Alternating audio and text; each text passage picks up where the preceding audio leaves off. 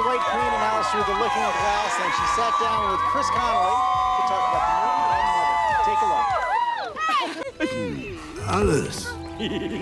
As its intrepid heroine time travels on behalf of her pal, the Mad Hatter. Save the Hatter's family. The sequel, Alice Through the Looking Glass, again features a regal Anne Hathaway, who's found that being a new parent is its own adventure. How would you kind of describe what happens to Alice at the outset of this film?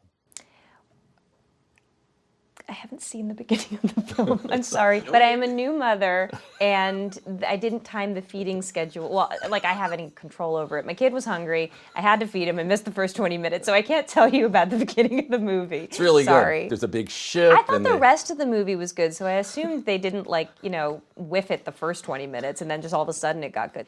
And I could lie and say, oh, it's great, and Alice did this, but I'm not gonna do that to you, Chris. I'm not gonna lie. Appreciate that, Anne. No problem. Oh, Alice, you always were an irksome slurvish. Truth to tell, as it revisits the fury of Helena Bonham Carter's Red Queen, it puts a new spin on the backstory of Hathaway's White Queen. You must travel back in time. I remember reading once, Jack Nicholson said, you always want your character to have a secret. So I always try to come up with one for my characters, but this one, the secret was the story.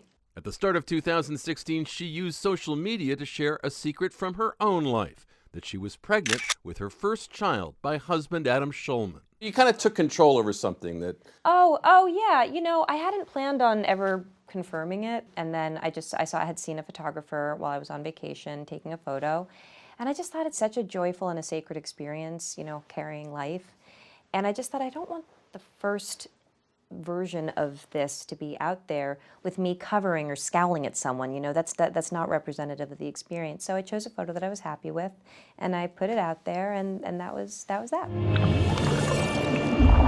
Today's release of Alice Through the Looking Glass marks nearly 15 years since the first film ever to put a crown atop Hathaway's head. What does that anniversary mean to you? That film has legacy. It's given people the opportunity, little girls and little boys, to curl up with their parents on the couch and throw on their sweatpants and sit and cuddle. And it's a real honor to think that something that you've been a part of becomes a part of the fabric of people's lives, I'm cotton, is what I'm trying to say. The look, the feel of cotton. Exactly, the fabric of our lives.